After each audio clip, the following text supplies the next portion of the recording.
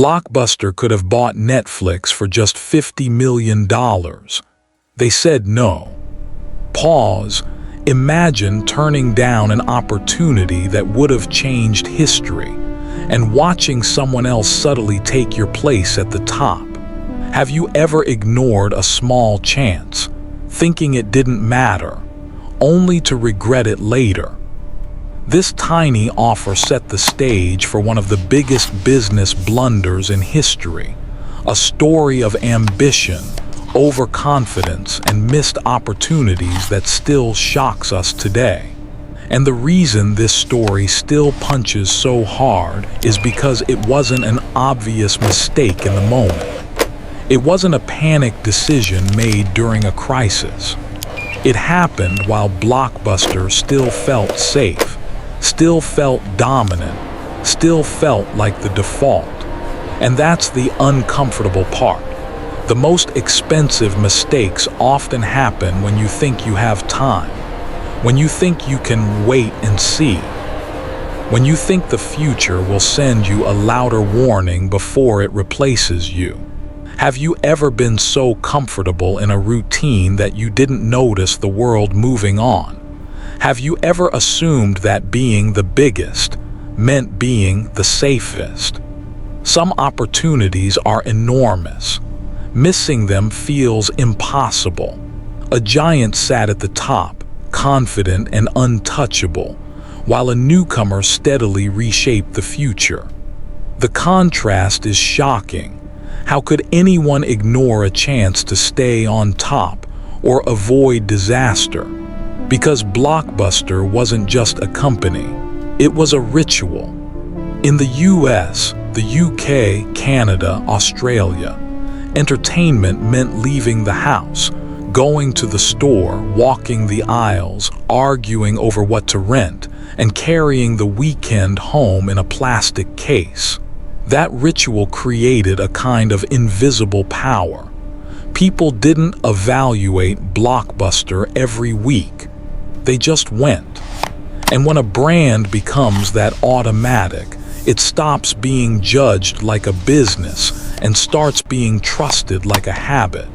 But habits are dangerous because they feel like loyalty right up until the second they break.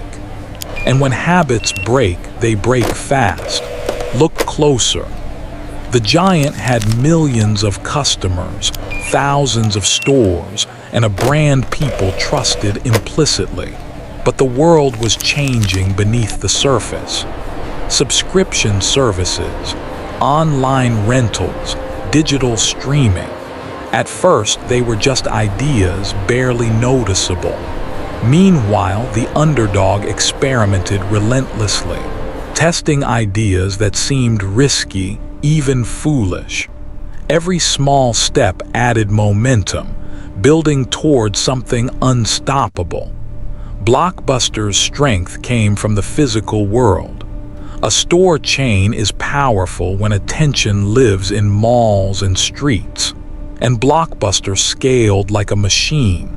Standardized layout, standardized inventory, standardized experience, until it became everywhere. But being everywhere is only an advantage if everywhere still matters. A store empire has massive fixed costs: rent, staff, utilities, inventory, logistics, leases that don't care if customers show up or not. That means the model is strong while foot traffic is strong, and fragile the moment foot traffic shifts. And then there's the part almost everyone remembers emotionally: late fees. Blockbuster didn't just profit from movie rentals, it profited from human behavior. People get busy, people forget, people procrastinate, people return things late. Late fees weren't a small detail. They were a powerful revenue lever, widely reported as a meaningful portion of Blockbuster's income at its peak. And once a business becomes partially dependent on customer pain, the future becomes complicated. Because the future Netflix was building, Subscriptions, no deadlines, no penalties, wasn't just competition. It was a new moral comparison. It made customers ask quietly, wait, why am I accepting this old pain? And once customers ask that question, you can't unask it. The giant still ruled the streets, malls, and living rooms. Yet the underdog advanced subtly, step by step. Could a single decision tip the scales? Every detail, the fading giant, the rising competitor, small boardroom choices that seemed insignificant, pulls you in. The tension is tangible. You can almost feel it in those offices, the weight of a world quietly shifting beneath their feet, and no one seems to notice, yet. Because disruption rarely arrives with fireworks. It arrives as something slightly weird, slightly inconvenient, slightly niche. Netflix started in 1997 as a DVD by mail idea, back when streaming wasn't even a normal conversation for most households. And in the beginning, Netflix didn't look like a monster. It looked like an experiment. But experiments are dangerous when they're run by people who are obsessed with one thing, learning faster than you. Netflix's earliest edge wasn't technology. It was focus. It focused on removing friction. No driving, no hoping the movie is in stock, no standing in line, no rushing back to avoid penalties. And even if the mail felt slower than a store, the experience felt lighter. Less stress, less hassle, less punishment for being human.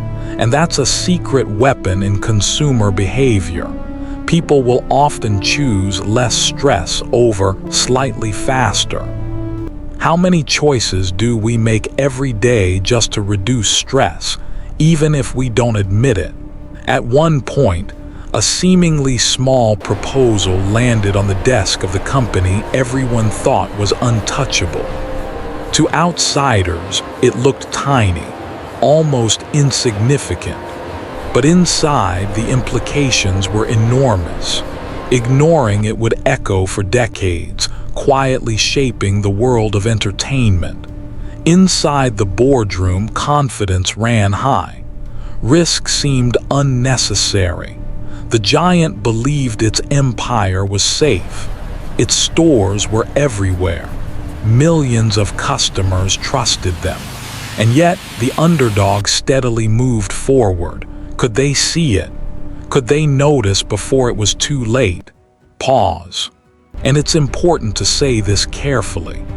The $50 million story has been widely reported and retold for years. Netflix exploring an acquisition or partnership idea in that era, Blockbuster passing. The details can vary across retellings, but the psychology behind the decision is the real point. Because the real reason giants reject the future is rarely stupidity. It's incentives, it's identity, it's internal math. Imagine the conflict inside Blockbuster. The store model depends on foot traffic. The store model depends on rentals. The store model is made more profitable by deadlines and fees. Netflix's model pushed customers away from the store. It pushed customers away from deadlines. It pushed customers away from the very system Blockbuster had optimized. So to fully embrace Netflix, Blockbuster would have had to embrace self-cannibalization, destroying part of what made it profitable in order to survive what was coming. And self-cannibalization is one of the hardest moves in business because it feels like choosing pain voluntarily. Every step the underdog took, early streaming tests, Netflix DVDs being mailed, tiny experiments on algorithms, added momentum. Meanwhile, the giant stayed focused on the familiar, the safe, the proven. And while the decision seemed rational, it became the turning point, a moment echoing through business history, reminding us what happens when opportunities are missed. It's a moment that shocks because it's not just about business. It's about every chance we let slip, every small decision that could change everything. You can almost feel the weight, the underdog's steady rise, the fading confidence of the giant, the invisible tension stretching across boardrooms and living rooms alike. What if a single decision today could change the course of your own history? Because Netflix wasn't just doing DVDs. Netflix was quietly building a system that compounds. In 1999, Netflix introduced its subscription model, and that changed everything. Subscription changes psychology. It turns renting into habit. It reduces the friction of repeated decisions. It makes customers feel like they're members, not buyers. And when customers become members, leaving feels like breaking a routine. Then Netflix started improving the experience in ways that look minor until you realize they stack. The queue system, planning your next movies, trained customers to live inside Netflix's platform. Recommendations made it easier to find something to watch. And recommendations aren't just convenience, they're intelligence. Every rating, every rental, every click becomes data. Data becomes learning. Learning becomes a better experience. A better experience increases retention. Retention increases predictable revenue. Predictable revenue increases the ability to invest. The loop becomes stronger every month. The underdog wasn't just growing, it was compounding. Despite all the obvious signals, the giant made a choice that seems almost impossible in hindsight. Confidence had taken over. Complacency had settled in. They believed their empire was untouchable, the upstart, barely a threat in their eyes. Fear of change clouded every decision. Worry about cannibalizing what was already working held them back. And most importantly, they underestimated the power of innovation. Small, subtle innovations, the very things that would define the next era, were ignored, dismissed, or laughed off. Could they sense the shift coming? Could anyone in that boardroom truly imagine what was silently unfolding? And here's another layer that makes it even more relatable. Big companies often believe that if something becomes important, they can copy it later. We'll build our own version. We have the resources. We have the brand. But copying a feature is not the same as copying a system. Netflix wasn't just a feature. It was a different way of thinking, a different set of incentives, a different speed of learning, and speed of learning beats size over time. Blockbuster also went through corporate pressures that rewarded predictability. Blockbuster had been acquired by Viacom in 1994 in a huge deal. And large corporate ownership can create a different kind of decision-making environment. Safer decisions often look more responsible on paper than disruptive ones. And that's how the trap tightens. The future looks risky. The past looks reliable. And the giant keeps choosing reliability until reliability becomes irrelevance. It's relatable. Anyone can fall into the trap of overvaluing comfort and underestimating disruption. The giant stores, familiar routines, massive brand, they all felt like safety. But safety is often an illusion. Every hesitation, every tiny doubt, every missed signal, every ignored opportunity carries consequences, sometimes small at first, but growing, compounding until the fall becomes inevitable. Meanwhile, the underdog gained ground, testing, experimenting, breaking boundaries the giant never considered. Each unnoticed move added weight to an invisible scale, slowly tipping the balance. Could they have acted differently? Could a single bold choice have changed everything? And even when Blockbuster did try to respond, it had to fight itself. A store-based empire has internal gravity. The moment you push customers online, you risk hurting store performance. The moment you remove late fees, you risk losing short-term revenue. The moment you tell customers subscriptions are the future, you risk admitting your old model was flawed. That creates internal resistance. Because in large organizations, people protect what their bonuses, roles, and identities depend on. Blockbuster did launch efforts to compete, including hybrid programs that tried to blend online rentals with in-store convenience. And in some moments, it seemed like Blockbuster could still fight back. That's what makes the story tragic. It wasn't hopeless at the start, but fighting back late is like sprinting while carrying a heavy backpack. The underdog runs light. The giant runs heavy. Even as the empire seemed solid, cracks were forming. Subtle signs whispered of change. Empty streets, fading logos, shelves that felt emptier, customers exploring alternatives. And while the giant rested on the comfort of past dominance, the future was quietly being rewritten elsewhere. It's a lesson in humility, risk, and vigilance. No position is permanent. No success is guaranteed. Could the giant have seen it? Could they have stopped it? Or was history destined to unfold exactly as it did?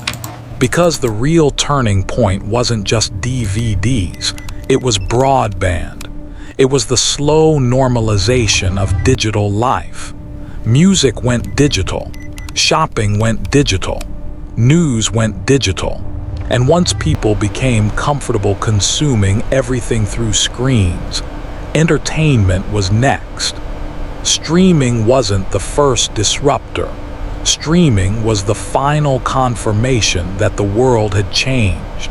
Netflix began streaming in 2007, and that's where the rules changed completely. Because now the advantage wasn't how many stores do you have. The advantage was how quickly can you deliver content and adapt your platform. The store empire that once felt like an unbeatable moat started feeling like a fixed cost problem. Meanwhile, Netflix's subscription relationship meant customers were already trained to pay monthly. Streaming didn't need to create trust from scratch. It just needed to offer convenience that felt inevitable. While the giant clung to old ways, the underdog changed the rules of the game. Small, unnoticed, often underestimated, it experimented relentlessly, mailing DVDs, testing subscription models, exploring early streaming, slowly building a system that would revolutionize how people consumed entertainment. Every risk it took, every small decision, every experiment added momentum the larger company never saw coming. It's astonishing because it shows a universal truth. Consistent, patient innovation can transform an overlooked player into an unstoppable force. The contrast is stark. One company stuck in the past, unwilling to adapt. The other steadily learns, experiments, and grows. Every tiny spark, if nurtured correctly, can ignite a wildfire. Could anyone have predicted it? Could the giant have imagined the scale of what was unfolding? Because the quiet part is what people underestimate. Netflix didn't need to be flashy. It needed to be consistent. It needed to make small improvements and stack them until the experience felt effortless. And effortless wins. Effortless becomes default. Default becomes habit. Habit becomes dominance.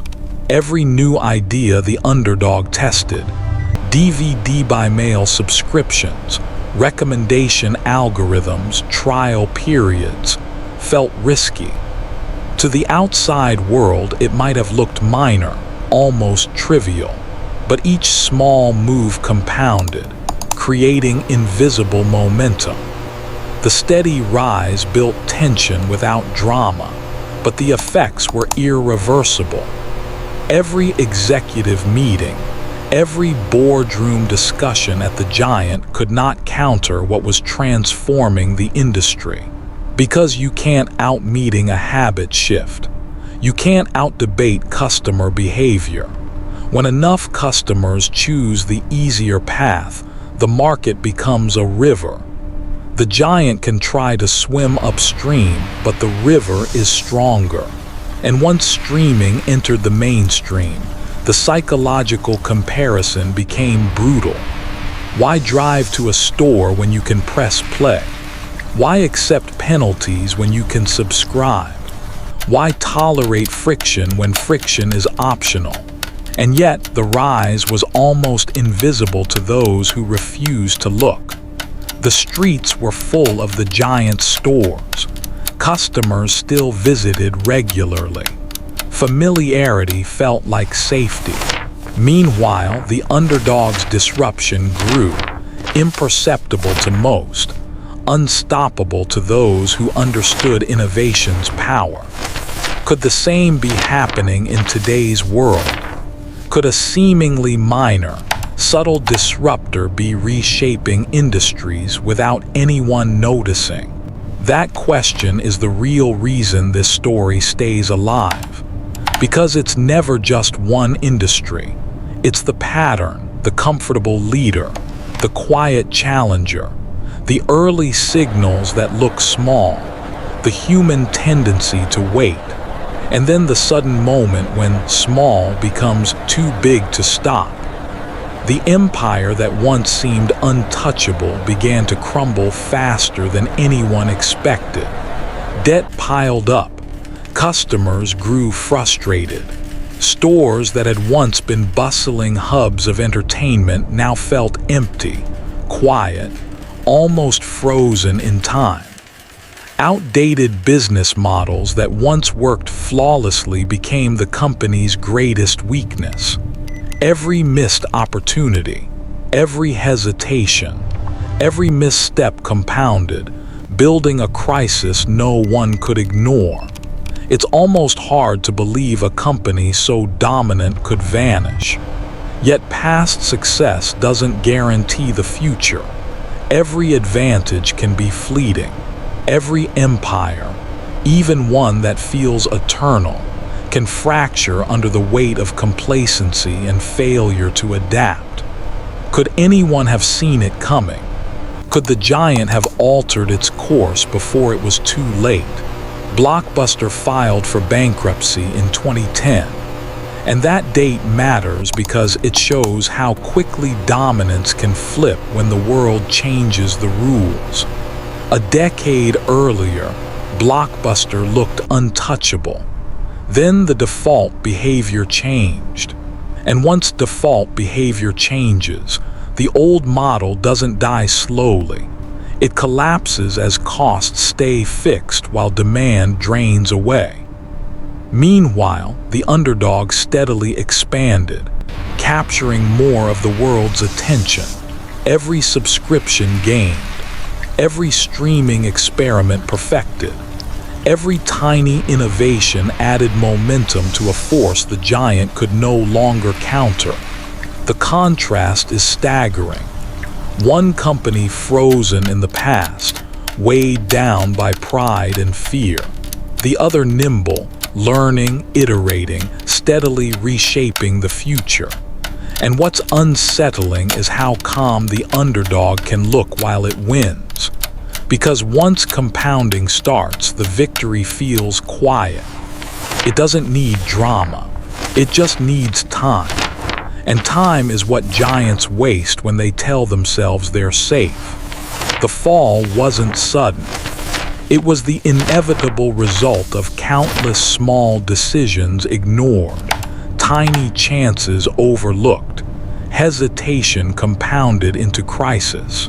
Streets once lined with neon Blockbuster signs grew quieter. Executives scrambled. Strategic decisions arrived too late, too little. And all the while, the underdog's rise continued, unstoppable, almost serene in its persistence. By now, it's clear that even the biggest, most confident players can stumble when change comes subtly but relentlessly. Confidence, dominance, and past success, none of it guarantees safety. The story isn't just about companies. It's a mirror for every decision we make, every opportunity we hesitate to take, every assumption we hold too tightly. How often do we ignore the small, unnoticed shifts around us, thinking we're safe? How many subtle signals do we miss in our own lives, work, or industries? And yet, those tiny changes, ignored innovations, subtle experiments, small pivots, can grow into forces strong enough to upend everything we thought was certain. Because the real warning isn't "don't miss a deal." The warning is "don't confuse comfort with security." Don't confuse being big with being safe. Don't assume the world will announce change loudly. Most change is quiet at first. And the quiet phase is the only phase where the future is cheap enough to buy. This is a moment to pause, reflect, and re-anchor the story. What am I overlooking? Pause. What small, unnoticed factor could transform my world if I remain blind to it? Could a single, unnoticed trend tip the scales in my personal or professional life? Just as it did for the giant we've been watching. The giant fell, the underdog rose, and the subtle shifts, the small innovations, the unseen experiments made the difference. Pay attention, act decisively, and never underestimate small, persistent change. The story isn't finished. History is still being written. What subtle disruptor is reshaping the world today unnoticed? One decision, one moment of hesitation, one overlooked opportunity. That's all it took to change the course of an empire. The giant that once felt untouchable is now a memory. The underdog that few people noticed became a global force no one could escape. And the difference between them wasn't luck. It wasn't resources. It wasn't intelligence. It was awareness. It was action. It was the ability to see change early and move before it was too late. This story was never just about movies. It was never just about two companies fighting for customers. It was about how quickly the world can shift while we feel completely safe. How small ideas, unusual experiments, and risky moves can quietly grow into unstoppable waves. Every store that closed, every DVD mailed, every small experiment, every ignored signal, they were all pieces of a bigger picture forming slowly, while almost no one noticed. And that's what makes this story uncomfortable, because it forces a question we don't like to ask ourselves. What am I overlooking right now? Pause. What small shift is happening around me that I'm too comfortable to see? What opportunity feels too small, too strange, or too risky, but could change everything? The fall of the giant and the rise of the underdog isn't just history. It's a pattern that repeats again and again in business, in industries, and in our own lives. The world doesn't collapse loudly. It changes subtly, gradually, then suddenly. And by the time everyone notices, it's already too late. So as this story ends, the real lesson begins. Pay attention to small signals. Respect new ideas. Act before comfort turns into blindness. Because the next giant to fall might not even realize it's happening yet. And the next underdog to rise might already be moving subtly, unnoticed, right in front of us. Will we notice it before it's too late?